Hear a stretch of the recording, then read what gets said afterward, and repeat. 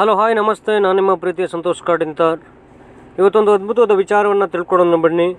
ಸಂವಿಧಾನಕ್ಕೆ ಸಂಬಂಧಿಸಿರುವಂಥದ್ದೇ ಸ್ಪರ್ಧಾತ್ಮಕ ಪರೀಕ್ಷೆಗಳಿಗೆ ಅತಿ ಹೆಚ್ಚು ಪ್ರಶ್ನೆಗಳು ಅಂತ ಕೇಳುವಂಥ ಒಂದು ಭಾಗದಿಂದ ಇಂಥ ಅದ್ಭುತವಾದ ವಿಚಾರವನ್ನು ತಿಳ್ಕೊಳ್ಳಿಕ್ಕೆ ನನ್ನ ಯೂಟ್ಯೂಬ್ ಚಾನಲ್ ಸಂತೋಷ್ ಮುಕುಸುಬೆ ಸಬ್ಸ್ಕ್ರೈಬ್ ಮಾಡಿ, ನೋಟಿಫಿಕೇಷನ್ಗಾಗಿ ಬೆಲ್ಲೈಕನ್ ಒತ್ತಿ.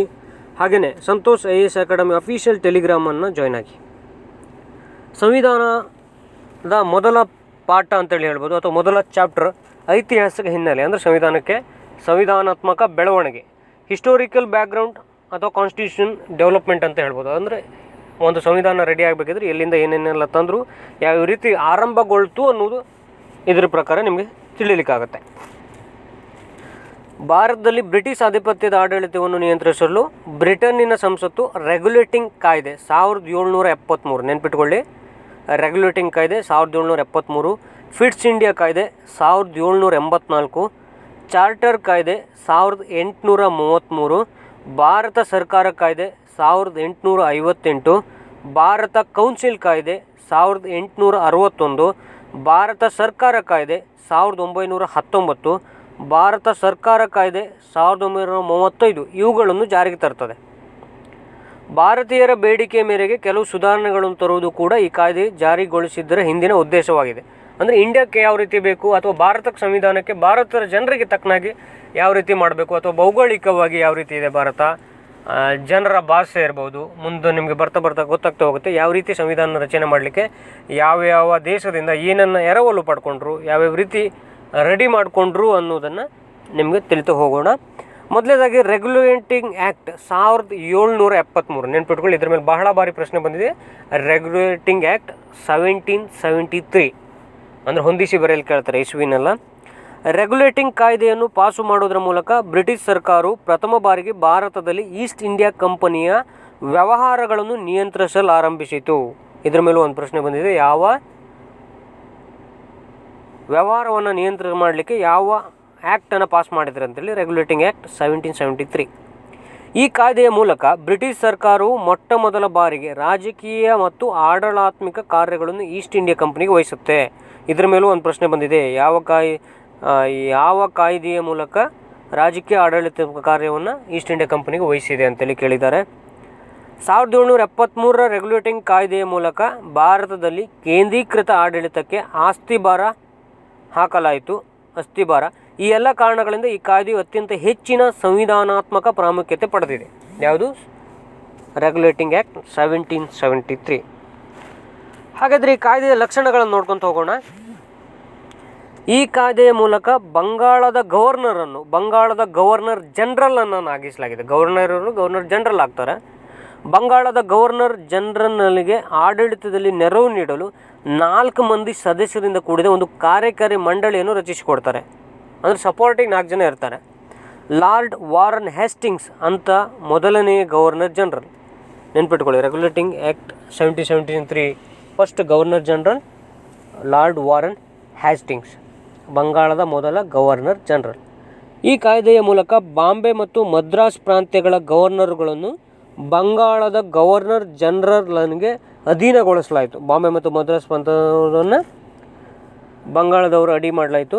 ಇದಕ್ಕೂ ಮುನ್ನ ಬಾಂಬೆ, ಮದ್ರಾಸ್, ಬೆಂಗಾಳ ಪ್ರಾಂತ್ಯಗಳನ್ನು ಪರಸ್ಪರ ಸ್ವತಂತ್ರವಾಗಿರ್ತವೆ, ನಂತರ ಬಂಗಾಳದ ಅಡಿಗೆ ಬರುತ್ತೆ. ಈ ಕಾಯ್ದೆಯು ಒಬ್ಬ ಮುಖ್ಯ ನ್ಯಾಯಾಧೀಶ ಹಾಗೂ 3 ಇತರ ನ್ಯಾಯಾಧೀಶರನ್ನೊಳಗೊಂಡ ಸುಪ್ರೀಂ ಕೋರ್ಟನ್ನು ಕಲ್ಕತ್ತಾದಲ್ಲಿ ಸ್ಥಾಪಿಸಲು ಅವಕಾಶ ಮಾಡಿಕೊಟ್ಟಿತು. ಬಹಳ ಬಾರಿ ಕೇಳಿರುವಂಥ ಪ್ರಶ್ನೆ. 1773 ರೆಗ್ಯುಲೇಟಿಂಗ್ ಆ್ಯಕ್ಟು ಸುಪ್ರೀಂ ಕೋರ್ಟು ಕಲ್ಕತ್ತಾದಲ್ಲಿ ಸ್ಥಾಪಿಸಲು ಅವಕಾಶ ಮಾಡಿಕೊಟ್ಟಿರುವಂಥದ್ದು ನೆನ್ಪಿಟ್ಕೊಳ್ಳಿ. ಈ ಕಾಯ್ದೆಯು ಯಾವುದೇ ಖಾಸಗಿ ವ್ಯವಹಾರದಲ್ಲಿ ತೊಡಗದಂತೆ ಮತ್ತು ಸ್ಥಳೀಯರಿಂದ ಕಾಣಿಕೆ ಅಥವಾ ಲಂಚ ಸ್ವೀಕರಿಸದಂತೆ ಈಸ್ಟ್ ಇಂಡಿಯಾ ಕಂಪನಿಯ ನೌಕರರ ಮೇಲೆ ನಿರ್ಬಂಧ ಹೇರಿತು.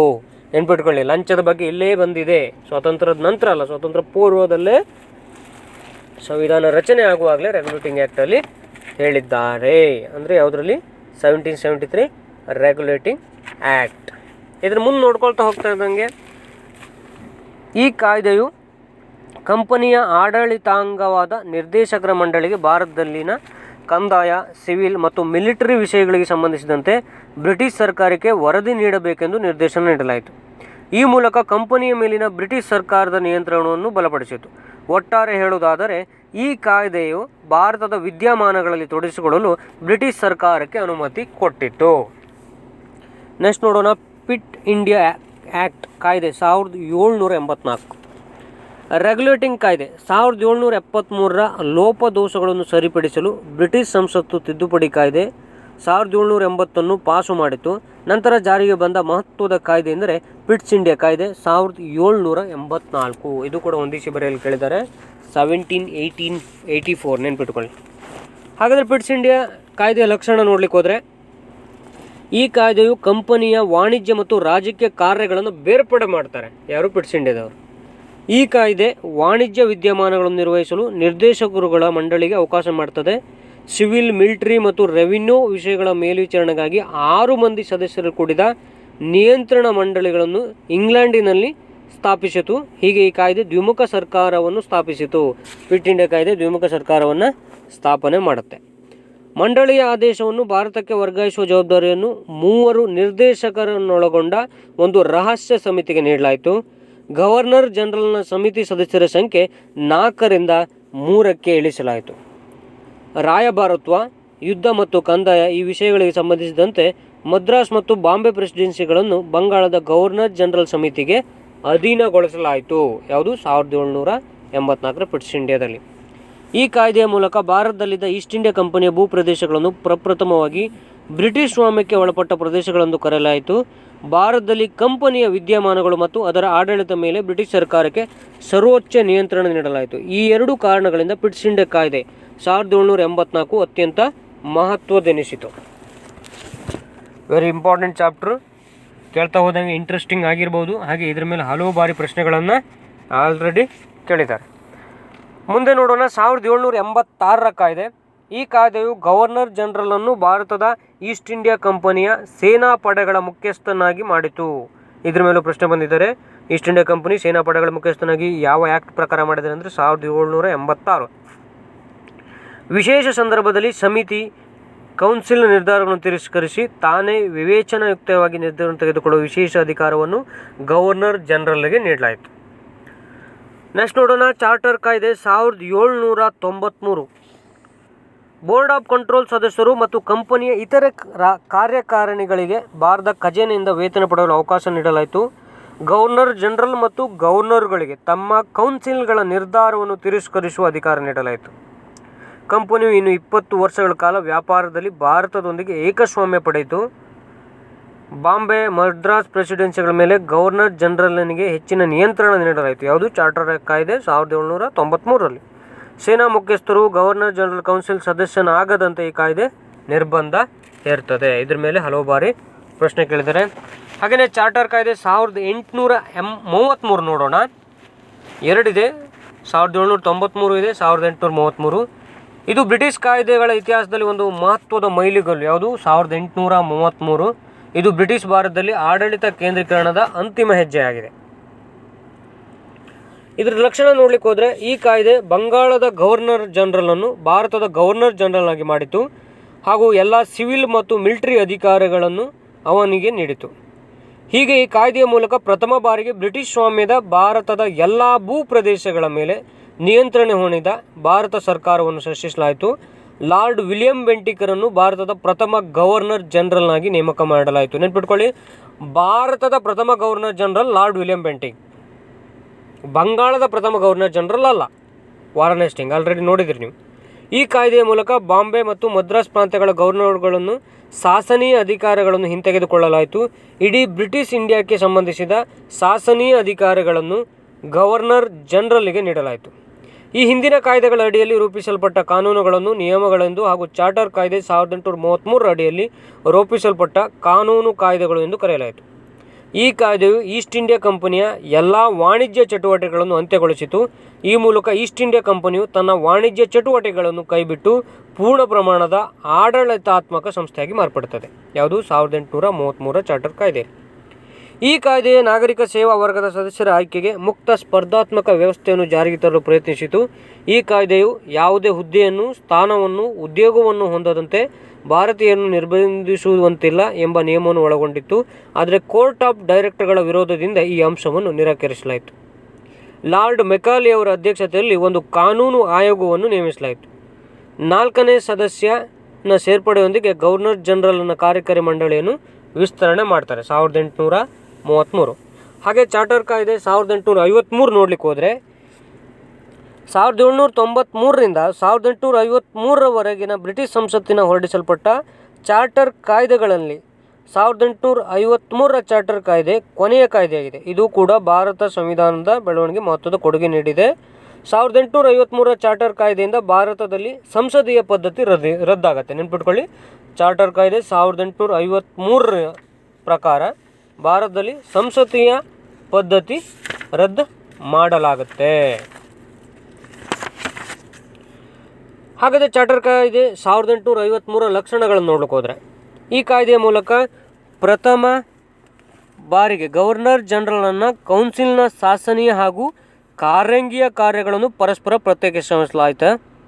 ಈ ಕಾಯ್ದೆಯು ಲೆಜಿಸ್ಲೇಟಿವ್ ಕೌನ್ಸಿಲರ್ಸ್ ಎಂಬ 6 ಮಂದಿ ಹೊಸ ಸದಸ್ಯರನ್ನು ಗವರ್ನರ್ ಜನರಲನ ಕೌನ್ಸಿಲಿಗೆ ಸೇರ್ಪಡೆ ಮಾಡಲು ಅವಕಾಶ ನೀಡಿತು. ಹೀಗೆ ಪ್ರತ್ಯೇಕವಾಗಿ ಗವರ್ನರ್ ಜನರಲನ ಲೆಜಿಸ್ಲೇಟಿವ್ ಕೌನ್ಸಿಲನ್ನು ಸ್ಥಾಪಿಸಲಾಯಿತು. ಇದನ್ನು ಭಾರತೀಯ ಲೆಜಿಸ್ಲೇಟಿವ್ ಕೌನ್ಸಿಲ್ ಎಂದು ಕರೆಯುತ್ತಾರೆ. ಕೌನ್ಸಿಲಿನ ಶಾಸಕಾಂಗ ಬ್ರಿಟಿಷ್ ಸಂಸತ್ತಿನ ನಿಯಮಾವಳಿಗಳನ್ನು ಅಳವಡಿಸಿಕೊಳ್ಳುವುದರ ಮೂಲಕ ಮಿನಿ ಸಂಸತ್ತಿನಂತೆ ಕಾರ್ಯನಿರ್ವಹಿಸಿತು. ಹೀಗೆ ಶಾಸನೀಯ ಕಾರ್ಯವನ್ನು ಪ್ರಥಮ ಬಾರಿಗೆ ಸರ್ಕಾರದ ವಿಶೇಷ ಕಾರ್ಯ ಎಂದು ಪರಿಗಣಿಸಲಾಯಿತು. ಈ ಕಾಯ್ದೆ ಮುಕ್ತ ಸ್ಪರ್ಧಾತ್ಮಕ ಪರೀಕ್ಷೆಗಳ ಮೂಲಕ ಸರ್ಕಾರಿ ಸೇವೆಗಳ ಅಭ್ಯರ್ಥಿಯನ್ನು ಆಯ್ಕೆ ಮಾಡುವ ಮತ್ತು ನೇಮಕ ಮಾಡುವ ಪದ್ಧತಿಗೆ ಅವಕಾಶ ನೀಡಿತು. ಇದರಿಂದ ಉನ್ನತ ನಾಗರಿಕ ಸೇವೆಗಳಿಗೆ ನೇಮಕಗೊಳ್ಳುವ ಅವಕಾಶ ಭಾರತೀಯರಿಗೂ ಲಭಿಸಿತು. ಅದರಂತೆ ಮೆಕಾಲೆ ಸಮಿತಿ, ಭಾರತೀಯ ನಾಗರಿಕ ಸೇವೆಗಳ ಸಮಿತಿಯನ್ನು 1854ರಲ್ಲಿ ನೇಮಿಸಲಾಯಿತು. ನೆನ್ಪಿಟ್ಕೊಳ್ಳಿ, ಚಾರ್ಟರ್ ಕಾಯ್ದೆ 1853ರಲ್ಲಿ ಸಿವಿಲ್ ಸರ್ವಿಸಿಗೆ ಪರ್ಮಿಷನ್ ಕೊಡ್ತಾರೆ. ಹಾಗೆ ಮೆಕಾಲೆ ಅವರು ನಾಗರಿಕ ಸೇವೆಗಳ ಸಮಿತಿ 1854ರಲ್ಲಿ ಸ್ಥಾಪನೆ ಮಾಡ್ತಾರೆ. ಯಾವುದು? ಚಾರ್ಟರ್ ಕಾಯ್ದೆ 1853 ಹೇಳುತ್ತೆ ಇದರ ಬಗ್ಗೆ. ಈ ಕಾಯ್ದೆ ಪ್ರಥಮ ಬಾರಿಗೆ ಭಾರತೀಯ ಲೆಜಿಸ್ಲೇಟಿವ್ ಕೌನ್ಸಿಲ್ನಲ್ಲಿ ಸ್ಥಳೀಯರಿಗೆ ಪ್ರಾಧಾನ್ಯತೆ ಕೊಡುತ್ತೆ. ಇಂಡಿಯಾದವರಿಗೆ ಅವಕಾಶ ಕೊಡ್ತಾರೆ. ಗವರ್ನರ್ ಜನರಲನ್ನು ಕೌನ್ಸಿಲ್ನ 6 ಮಂದಿ ಶಾಸನೀಯ ಸದಸ್ಯರ ಪೈಕಿ 4 ಮಂದಿ ಸದಸ್ಯರನ್ನು ಮದ್ರಾಸ್, ಬಾಂಬೆ, ಬಂಗಾಲ್ ಮತ್ತು ಆಗ್ರಾಗಳ ಸ್ಥಳೀಯ ಸರ್ಕಾರಗಳಿಂದ ನೇಮಿಸಲಾಯಿತು. ಹಾಗೆಯೇ ಬೋರ್ಡ್ ಆಫ್ ಕಂಟ್ರೋಲ್ನ ಸದಸ್ಯರ, ಕಾರ್ಯದರ್ಶಿಯ ಮತ್ತು ಇತರೆ ಅಧಿಕಾರಿಗಳ ವೇತನವನ್ನು ಬ್ರಿಟಿಷ್ ಸರ್ಕಾರವೇ ನಿರ್ಧರಿಸಬೇಕು ಮತ್ತು ಆ ವೇತನವನ್ನು ಕಂಪನಿ ಭಾರತೀಯ ಆದಾಯದಿಂದ ನೀಡಬೇಕೆಂದು ಕಾಯ್ದೆ ಸ್ಪಷ್ಟಪಡಿಸುತ್ತದೆ. ಕೋರ್ಟ್ ಆಫ್ ಡೈರೆಕ್ಟರ್ಗಳ ಸದಸ್ಯರ ಸಂಖ್ಯೆಯನ್ನು 24ರಿಂದ 18 ಇಳಿಸ್ತಾರೆ. 18 ಮಂದಿ ಸದಸ್ಯರ ಪೈಕಿ 6 ಮಂದಿ ಬ್ರಿಟಿಷ್ ಸಾಮ್ರಾಜ್ಯದಿಂದ ನಾಮಕರಣಗೊಳ್ಳಲ್ಪಡಬೇಕೆಂದು ಕಾಯ್ದೆ ಸ್ಪಷ್ಟಪಡಿಸುತ್ತದೆ.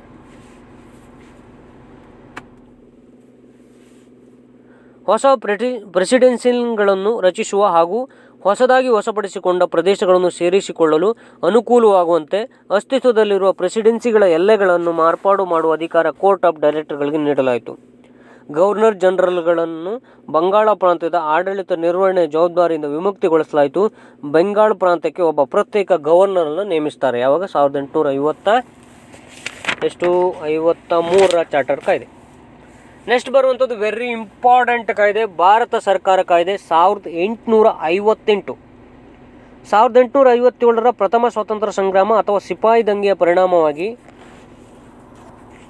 ಬ್ರಿಟಿಷ್ ಸಂಸತ್ತು ಭಾರತ ಸರ್ಕಾರ ಕಾಯ್ದೆ 1858 ಹೊರಡಿಸುತ್ತೆ. ಈ ಕಾಯ್ದೆ ರಾಣಿಯ ಘೋಷಣಾ ಪತ್ರ ಎಂದು ಕರೆಯುತ್ತಾರೆ. ಯಾವುದು? 1858ರ ಭಾರತ ಸರ್ಕಾರ ಕಾಯ್ದೆಯನ್ನು. ಇದರ ಮೇಲೆ ಪ್ರಶ್ನೆ ಬಂದಿದೆ. ಈ ಕಾಯ್ದೆಯ ಮೂಲಕ ಮಹಾರಾಣಿ ವಿಕ್ಟೋರಿಯಳು ಭಾರತದ ಆಡಳಿತ ಹೊಣೆಯನ್ನು ಈಸ್ಟ್ ಇಂಡಿಯಾ ಕಂಪನಿಯಿಂದ ತನ್ನ ನೇರ ಆಳ್ವಿಕೆಗೆ ವಹಿಸಿಕೊಳ್ತಾಳೆ. ನೆನ್ಪಿಟ್ಕೊಳ್ಳಿ, ನೇರ ಆಳ್ವಿಕೆಗೆ 1858 ಭಾರತ ಸರ್ಕಾರ ಕಾಯ್ದೆ ಪ್ರಕಾರ ಆಗುತ್ತೆ. ಅಂದರೆ ಈ ಕಾಯ್ದೆಯ ಮೂಲಕ ಈಸ್ಟ್ ಇಂಡಿಯಾ ಕಂಪನಿಯನ್ನು ರದ್ದುಗೊಳಿಸಿ ಭಾರತದ ಆಡಳಿತ ಹೊಣೆಯನ್ನು ನೇರವಾಗಿ ಬ್ರಿಟಿಷ್ ಸಾಮ್ರಾಜ್ಯನಿಗೆ ವರ್ಗಾಯಿಸಲಾಯಿತು ಎಂದರ್ಥ. ಆದ್ದರಿಂದ ಈ ಕಾಯ್ದೆ ಅತ್ಯಂತ ಮಹತ್ವಪೂರ್ಣ ಕಾಯ್ದೆ ಎಂದು ಹೇಳಬಹುದು. ಹಾಗಾದರೆ ಈ ಕಾಯ್ದೆಯ ಲಕ್ಷಣಗಳನ್ನು ನೋಡ್ತಾ ಹೋಗೋಣ. ಏನೆಲ್ಲ ಲಕ್ಷಣಗಳಿದೆ? ಭಾರತದ ಆಡಳಿತ ನಿರ್ವಹಣಾ ಹೊಣೆಯನ್ನು ಈಸ್ಟ್ ಇಂಡಿಯಾ ಕಂಪನಿಯಿಂದ ಬ್ರಿಟಿಷ್ ಸಾಮ್ರಾಜ್ಯನಿಗೆ ವರ್ಗಾಯಿಸಲಾಯಿತು. ಇದನ್ನು ಅಧಿಕಾರ ಹಸ್ತಾಂತರ ಎಂದು ಕರೆಯುತ್ತಾರೆ. ಭಾರತದ ಗವರ್ನರ್ ಜನರಲ್ ಎಂಬ ಪದನಾಮವನ್ನು ಭಾರತದ ವೈಸ್ರಾಯ್ ಎಂದು ಬದಲಾಯಿಸಲಾಯಿತು. ವೈಸ್ರಾಯ್ ಭಾರತದಲ್ಲಿ ಬ್ರಿಟಿಷ್ ಸಾಮ್ರಾಜ್ಞಿಯ ನೇರ ಪ್ರತಿನಿಧಿಯಾಗಿದ್ದನು. ಲಾರ್ಡ್ ಕ್ಯಾನಿಂಗ್ ಭಾರತದ ಪ್ರಥಮ ವೈಸ್ರಾಯಾಗಿ ನೇಮಕ ಮಾಡಿಕೊಂಡನು. ನೆನ್ಪಿಟ್ಕೊಳ್ಳಿ, 1800 ಭಾರತ ಸರ್ಕಾರ ಕಾಯ್ದೆಯಲ್ಲಿ ಗವರ್ನರ್ ಇದ್ದ ವೈಸ್ರಾಯ್ ಆಗ್ತಾನೆ. ಫಸ್ಟ್ ವೈಸ್ರಾಯ್ ಭಾರತದ ಲಾರ್ಡ್ ಕ್ಯಾನಿಂಗ್ ಆಗಿರ್ತಾನೆ. ಕಂಪನಿಯ ಆಡಳಿತ ಮಂಡಳಿಗಳಾದ ನಿಯಂತ್ರಣ ಮಂಡಳಿ ಮತ್ತು ನಿರ್ದೇಶಕರ ಮಂಡಳಿಗಳನ್ನು ರದ್ದುಪಡಿಸುವ ಮೂಲಕ ದ್ವಿಸರ್ಕಾರ ಪದ್ಧತಿಯನ್ನು ಅಂತ್ಯಗೊಳಿಸುತ್ತಾರೆ 1858ರ ಭಾರತ ಸರ್ಕಾರ ಕಾಯ್ದೆಯಲ್ಲಿ. ಭಾರತ ರಾಜ್ಯ ಕಾರ್ಯದರ್ಶಿ ಎಂಬ ಹೊಸ ಹುದ್ದೆಯನ್ನು ಸೃಷ್ಟಿಸಲಾಯಿತು. ಭಾರತದ ಆಡಳಿತ ಎಲ್ಲ ಅಧಿಕಾರಿಗಳನ್ನು ಹಾಗೂ ಆಡಳಿತ ವ್ಯವಸ್ಥೆ ಮೇಲೆ ನಿಯಂತ್ರಣವನ್ನು ಭಾರತ ರಾಜ್ಯ ಕಾರ್ಯದರ್ಶಿಗೆ ನೀಡಲಾಯಿತು. ಇವನು ಬ್ರಿಟಿಷ್ ಸಚಿವ ಸಂಪುಟದ ಸದಸ್ಯನಾಗಿದ್ದು ಬ್ರಿಟಿಷ್ ಸಂಸತ್ತಿನ ಅಂತಿಮವಾಗಿ ಹೊಣೆಯಾಗಿದ್ದನು. ಎಲ್ಲ ಹೊಣೆಗಾರಿಕೆ, ನಿರ್ದೇಶನ, ಮೇಲ್ವಿಚಾರಣೆ ಮತ್ತು ನಿಯಂತ್ರಣಗಳು ರಾಜ್ಯ ಕಾರ್ಯದರ್ಶಿಯ ವಶಕ್ಕೆ ಬಂದವು. ಭಾರತ ರಾಜ್ಯ ಕಾರ್ಯದರ್ಶಿಗೆ ಆಡಳಿತದಲ್ಲಿ ನೆರವಾಗಲು 15 ಮಂದಿ ಸದಸ್ಯರ ಭಾರತ ಮಂಡಳಿಯನ್ನು ಸ್ಥಾಪಿಸಲಾಯಿತು. ಈ ಮಂಡಳ ಸಲಹಾ ಸಂಸ್ಥೆಯಾಗಿತ್ತು. ಭಾರತ ರಾಜ್ಯ ಕಾರ್ಯದರ್ಶಿಯು ಮಂಡಳಿಯ ತೀರ್ಮಾನಗಳನ್ನು ಬದಿಗೊತ್ತಿ ತಾನೇ ಅಂತಿಮ ನಿರ್ಧಾರ ಕೈಗೊಳ್ಳುವ ಅಧಿಕಾರ ಹೊಂದಿದ್ದನು. ಭಾರತ ರಾಜ್ಯ ಕಾರ್ಯದರ್ಶಿಯನ್ನು ಮಂಡಳಿಯ ಅಧ್ಯಕ್ಷನಾಗಿ ಮಾಡಲಾಯಿತು. ಭಾರತದ ಕೌನ್ಸಿಲ್ನೊಳಗೊಂಡ ಭಾರತ ರಾಜ್ಯ ಕಾರ್ಯದರ್ಶಿಯನ್ನು ಒಂದು ನಿಗಮಿತ ಮಂಡಳಿ ಎಂದು ಘೋಷಿಸಲಾಯಿತು. ಭಾರತದ ಕೌನ್ಸಿಲ್ ಭಾರತ ರಾಜ್ಯ ಕಾರ್ಯದರ್ಶಿ ಅಧ್ಯಕ್ಷತೆಯಲ್ಲಿ ವಾರಕ್ಕೆ 1 ಬಾರಿಯಾದರೂ ಸಭೆ ಸೇರಬೇಕಾಗಿತ್ತು. ಶಾಂತಿ, ಸಂಧಾನ, ಯುದ್ಧಕ್ಕೆ ಸಂಬಂಧಿಸಿದಂತೆ ಭಾರತ ಮಂಡಳಿಯ ಸಲಹೆಯನ್ನು ಕೇಳದೆ ಆದೇಶ ನೀಡುವ ಅಧಿಕಾರವನ್ನು ಇವನು ಹೊಂದಿದ್ದನು. ಕೇಂದ್ರೀಕೃತ ಪದ್ಧತಿಯ ಆಡಳಿತ ಜಾರಿಗೆ ಬಂದಿತು. ಸಿವಿಲ್, ಮಿಲಿಟರಿ, ಕಾರ್ಯನಿರ್ವಾಹಕ ಮತ್ತು ಶಾಸನೀಯ ಅಧಿಕಾರಗಳೆಲ್ಲವೂ ಸಮಿತಿಯನ್ನೊಳಗೊಂಡ ಗವರ್ನರಲ್ಲಿ ಕೇಂದ್ರೀಕೃತವಾಗಿದ್ದವು. ಇವನು ಭಾರತ ಕಾರ್ಯದರ್ಶಿಗೆ ಹೊಣೆಯಾಗಿದ್ದನು. ಭಾರತದಿಂದ ಬರುವ ಎಲ್ಲ ಆದಾಯ ಇಂಗ್ಲೆಂಡಿನ ರಾಣಿಯ ಹೆಸರೇ ಸಂದಾಯವಾಗಬೇಕಿತ್ತು. ಆದರೆ ಭಾರತದಲ್ಲಿ ಆಗಬೇಕಾದ ಖರ್ಚಿನ ಬಾಬ್ತುಗಳು ರಾಜ್ಯ ಕಾರ್ಯದರ್ಶಿಯ ಮುಖೇನ ನಡೆಯಬೇಕಿತ್ತು. ಭಾರತದ ಮಂಡಳಿಯ ಸದಸ್ಯರ ಆಡಳಿತ ವೆಚ್ಚ ಮತ್ತು ವೇತನವನ್ನು ಭಾರತದ ಆದಾಯದಿಂದ ನೀಡಬೇಕಾಗಿತ್ತು. ಈ ಮಂಡಳಿಯು ಕಾರ್ಯದರ್ಶಿ ಭಾರತದ ಹಣಕಾಸಿನ ಮತ್ತು ಅಲ್ಲಿನ ಅಭಿವೃದ್ಧಿ ಬಗೆಗೆ ವಾರ್ಷಿಕ ವರದಿಯನ್ನು ಬ್ರಿಟನ್ನಿನ ಸಂಸತ್ತಿಗೆ ಕಳಿಸುತ್ತಿರಬೇಕು. ಸ್ಪರ್ಧಾತ್ಮಕ ಪರೀಕ್ಷೆಯ ಮೂಲಕ ನಾಗರಿಕ ಸೇವಾ ಸಿಬ್ಬಂದಿಯ ನೇಮಕಾತಿ ನಿಯಮವನ್ನು ರಚಿಸುವ ಅಧಿಕಾರ ಭಾರತ ಕಾರ್ಯದರ್ಶಿಯ ಮಂಡಳಿಗೆ ಸೇರಿದ ವಿಷಯವಾಗಿತ್ತು. ಇದೆಲ್ಲವೂ 1858ರ ಭಾರತ ಸರ್ಕಾರ ಕಾಯ್ದೆಯಲ್ಲಿ ಬರ್ತದೆ. ವೆರಿ ಇಂಪಾರ್ಟೆಂಟ್ ಕಾಯ್ದೆ, ಭಾರತ ಸರ್ಕಾರ ಕಾಯ್ದೆ 1858. ನಂತರ ಬರುವಂಥದ್ದು 1861, 1892 ಹಾಗೂ 1909ರ ಭಾರತದ ಕೌನ್ಸಿಲ್ ಕಾಯ್ದೆಗಳು ಬರುತ್ತೆ. ಒಂದೊಂದಾಗಿ ನೋಡ್ತಾ ಹೋಗೋಣ. 1861ರ ಭಾರತ ಕೌನ್ಸಿಲ್ ಕಾಯ್ದೆ. 1858ರ ಭಾರತ ಸರ್ಕಾರ ಕಾಯ್ದೆಯ ಮೂಲಕ ಜಾರಿಗೆ ತರಲಾದ ಕೇಂದ್ರೀಕೃತ ಆಡಳಿತ ಪದ್ಧತಿ ಭಾರತೀಯರಲ್ಲಿ ಅಸಂತೃಪ್ತಿ ಮೂಡಿಸಿತ್ತು. ಆಡಳಿತ ವಿಕೇಂದ್ರೀಕರಣ ಭಾರತೀಯರ ಬೇಡಿಕೆಯಾಗಿತ್ತು. ಈ ಬೇಡಿಕೆಯನ್ನು ಈಡೇರಿಸಲು ಆಡಳಿತ ವ್ಯವಸ್ಥೆಯಲ್ಲಿ ಸೂಕ್ತ ಬದಲಾವಣೆ ತರುವುದಕ್ಕಾಗಿ ಬ್ರಿಟಿಷ್ ಸಂಸತ್ತು 1861ರ ಭಾರತೀಯ ಕೌನ್ಸಿಲ್ ಕಾಯ್ದೆಯನ್ನು ಪಾಸು ಮಾಡುತ್ತೆ. ನೆನ್ಪಿಟ್ಕೊಳ್ಳಿ, 1861ರ ಭಾರತೀಯ ಕೌನ್ಸಿಲ್ ಕಾಯ್ದೆ ಪಾಸು ಮಾಡುತ್ತೆ. ಈ ಕಾಯ್ದೆ ಕಾರ್ಯಕಾರಿ ಸಮಿತಿಯಲ್ಲಿ ಭಾರತೀಯರನ್ನು ನಾಮಕರಣ ಮಾಡಲು ಅವಕಾಶ ಕಲ್ಪಿಸುತ್ತೆ. ಯಾವುದು? 1861ರ ಭಾರತ ಕೌನ್ಸಿಲ್ ಕಾಯ್ದೆ. ವೆರಿ ಇಂಪಾರ್ಟೆಂಟ್, ಇದರ ಮೇಲೆ ಪ್ರಶ್ನೆ ಬಂದಿದೆ. ಇದರಿಂದ ಭಾರತೀಯರು ಪ್ರಥಮ ಬಾರಿಗೆ ಭಾರತದ ಆಡಳಿತದಲ್ಲಿ ಪಾಲ್ಗೊಳ್ಳುವಂತಾಯಿತು. ಆದ್ದರಿಂದ ಭಾರತ ಸಂವಿಧಾನ ಬೆಳವಣಿಗೆಯಲ್ಲಿ 1861ರ ಕಾಯ್ದೆ ಪ್ರಮುಖವಾಗಿದೆ. ಇದರಿಂದ ಸ್ಟಾರ್ಟ್ ಆಗುತ್ತೆ. ಲಕ್ಷಣಗಳನ್ನು ನೋಡ್ಕೊಳ್ಳೋಣ. ಕೆಲವು ಭಾರತೀಯರನ್ನು ತನ್ನ ಕೌನ್ಸಿಲಿಗೆ ಸರ್ಕಾರೇತರ ಸದಸ್ಯರನ್ನಾಗಿ ನೇಮಕ ಮಾಡಲು ವೈಸರಾಯ್ಗೆ ಅವಕಾಶ ನೀಡಲಾಯಿತು. 1862ರಲ್ಲಿ ಅಂದಿನ ವೈಸರಾಯ್ ಲಾರ್ಡ್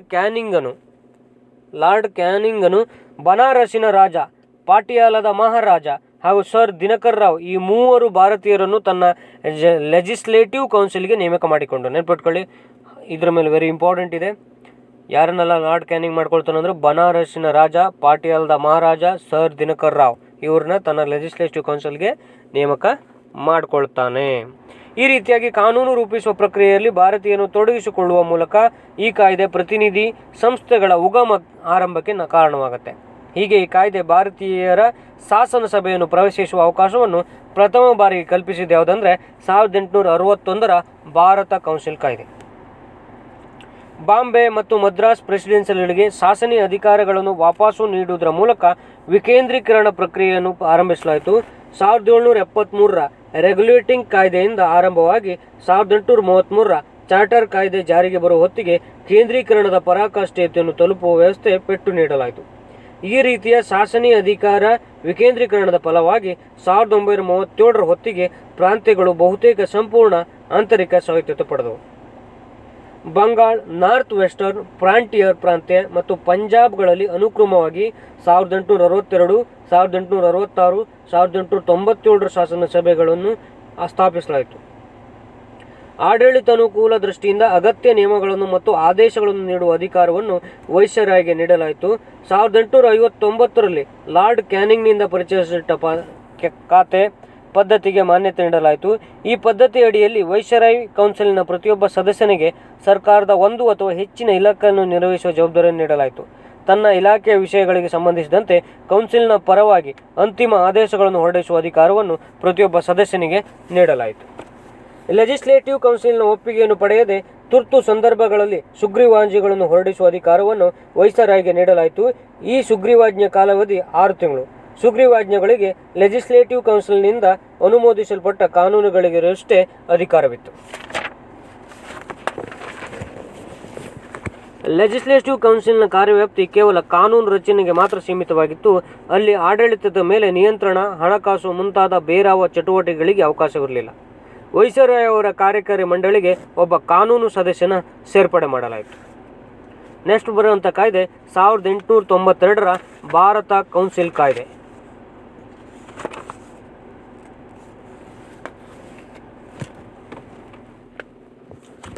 1861ರ ಕಾಯ್ದೆಯ ಪ್ರಕಾರ ಸ್ಥಾಪಿತವಾಗಿರುವ ಮಂಡಳಿಗಳಲ್ಲಿ ಭಾರತೀಯರಿಗೆ ನ್ಯಾಯಸಮ್ಮತವಾದ ಪ್ರಾತಿನಿಧ್ಯತೆಯನ್ನು ನೀಡಲಾಗಿಲ್ಲ ಎಂದು ರಾಷ್ಟ್ರೀಯ ಕಾಂಗ್ರೆಸ್ ಪ್ರತಿಭಟನೆ ಮಾಡುತ್ತೆ.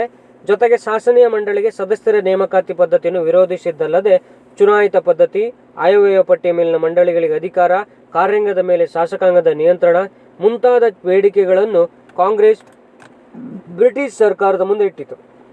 ಈ ಬೇಡಿಕೆಗಳನ್ನು ಈಡೇರಿಸುವ ಸಲುವಾಗಿ 1892ರ ಭಾರತೀಯ ಕೌನ್ಸಿಲ್ ಕಾಯ್ದೆ ಜಾರಿಗೆ ಬರುತ್ತೆ. ಪ್ರಮುಖ ಲಕ್ಷಣ ನೋಡ್ಲಿಕ್ಕೆ ಹೋದರೆ ಕೇಂದ್ರ ಮತ್ತು ಪ್ರಾಂತೀಯ ಲೆಜಿಸ್ಲೇಟಿವ್ ಕೌನ್ಸಿಲ್ನ ಹೆಚ್ಚುವರಿ ಸದಸ್ಯರ ಸಂಖ್ಯೆಯನ್ನು ಹೆಚ್ಚಿಸಲಾಯಿತು. ಆದಾಗ್ಯೂ ಅವುಗಳಲ್ಲಿ ಸರ್ಕಾರಿ ಸದಸ್ಯರ ಬಹುಮತವನ್ನು ಕಾಯ್ದುಕೊಂಡು ಬರಲಾಯಿತು.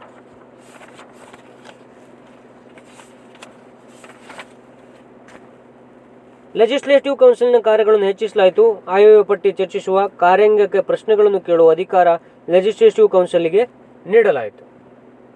ಪ್ರಾಂತೀಯ ಲೆಜಿಸ್ಲೇಟಿವ್ ಕೌನ್ಸಿಲ್ಗಳು ಮತ್ತು ಬಂಗಾಳ ಚೇಂಬರ್ ಆಫ್ ಕಾಮರ್ಸ್ ಶಿಫಾರಸಿನ ಆಧಾರದ ಮೇಲೆ ಕೇಂದ್ರ ಲೆಜಿಸ್ಲೇಟಿವ್ ಕೌನ್ಸಿಲ್ನ ಕೆಲವು ಅಧಿಕಾರೇತರ ಸದಸ್ಯರ ನಾಮಕರಣ ಮಾಡಲು ವೈಸ್ರಾಯ್ಗೆ ಅವಕಾಶ ನೀಡಲಾಯಿತು. ಜಿಲ್ಲಾ ಮಂಡಳಿಗಳು, ಮುನ್ಸಿಪಾಲಿಟಿಗಳು, ವಿಶ್ವವಿದ್ಯಾಲಯಗಳು, ವರ್ತಕರ ಸಂಘಗಳು ಮತ್ತು ಜಮೀನ್ದಾರಿನ ಶಿಫಾರಸಿನ ಮೇರೆಗೆ ಪ್ರಾಂತೀಯ ಲೆಜಿಸ್ಲೇಟಿವ್ ಕೌನ್ಸಿಲ್ಗಳು ಕೆಲವು ಅಧಿಕಾರೇತರ ಸದಸ್ಯರ ನಾಮಕರಣ ಮಾಡುವ ಅವಕಾಶಗಳನ್ನು ಗವರ್ನರ್ಗಳಿಗೆ ನೀಡಲಾಯಿತು. ಭಾರತ ರಾಜ್ಯ ಕಾರ್ಯದರ್ಶಿಯವರ ಅಂಗೀಕಾರದ ಮೇರೆಗೆ ಗವರ್ನರ್ ಜನರಲ್ ಅವರು ಹೆಚ್ಚಿನ ಸದಸ್ಯರ ನಾಮಕರಣದ ಬಗೆಗೆ ನಿಯಮಗಳನ್ನು ರಚಿಸತಕ್ಕದ್ದು. ಯಾವುದು ಹೇಳುತ್ತೆ? 1892ರ ಭಾರತ ಕೌನ್ಸಿಲ್ ಕಾಯ್ದೆ. ಕೆಲವು ನಿರ್ದಿಷ್ಟ ಮಿತಿಗಳ ಅಡಿಯಲ್ಲಿ ಆಯವ್ಯಯ ಪಟ್ಟಿಗಳ ಬಗೆಗೆ ಚರ್ಚೆ ನಡೆಸುವ ಅಧಿಕಾರವನ್ನು ಲೆಜಿಸ್ಲೇಟಿವ್ ಕೌನ್ಸಿಲ್ಗಳಿಗೆ ನೀಡಲಾಯಿತು. ಇದರಿಂದ ಸರ್ಕಾರೇತರ ಭಾರತದ ಪ್ರತಿನಿಧಿಗಳಿಗೆ ಸರ್ಕಾರದ ಹಣವನ್ನು, ನೀತಿಯನ್ನು ಚರ್ಚಿಸುವ ಮತ್ತು ವಿಮರ್ಶಿಸುವ ಅವಕಾಶ ದೊರೆಯಿತು. ಸಾರ್ವಜನಿಕ ಹಿತಾಸಕ್ತಿಯನ್ನೊಳಗೊಂಡ ವಿಷಯಗಳ ಮೇಲೆ ಸರ್ಕಾರಕ್ಕೆ ಪ್ರಶ್ನೆಗಳನ್ನು ಕೇಳುವ ಹಕ್ಕನ್ನು ಲೆಜಿಸ್ಲೇಟಿವ್ ಕೌನ್ಸಿಲ್ನ ಸದಸ್ಯರಿಗೆ ನೀಡಲಾಯಿತು. ಈ ಪ್ರಶ್ನೆಗಳು ಕೇವಲ ಮಾಹಿತಿ ಪಡೆಯುವುದಕ್ಕೆ ಮಾತ್ರ ಸೀಮಿತವಾಗಿದ್ದವು. ಇದರಿಂದ ಶಾಸನ ಸಭೆಯಲ್ಲಿ ತಮ್ಮ ಅಭಿಪ್ರಾಯಗಳನ್ನು ವ್ಯಕ್ತಪಡಿಸುವ ಅವಕಾಶವನ್ನು ಭಾರತೀಯರು ಪಡೆದಂತಾಯಿತು. ಭಾರತದಲ್ಲಿ ಚುನಾವಣೆಗಳನ್ನು ನಡೆಸಲು ಸರ್ಕಾರ ಒಪ್ಪಿಗೆ ನೀಡಿತು. ಆದ್ದರಿಂದ ಈ ಕಾಯ್ದೆ ಭಾರತದಲ್ಲಿ ಚುನಾವಣಾ ಪದ್ಧತಿ ಆರಂಭಕ್ಕೆ ನಾಂದಿ ಹಾಡಿತು ಎಂದು ಹೇಳ್ಬೋದು. ಇಲ್ಲಿಂದ ಸ್ಟಾರ್ಟ್ ಆಗುತ್ತೆ ಭಾರತೀಯ ಕೌನ್ಸಿಲ್ ಕಾಯ್ದೆ 1909. ಭಾಳ ಮುಖ್ಯವಾದ ಆ್ಯಕ್ಟ್ ಆಗಿರುತ್ತೆ.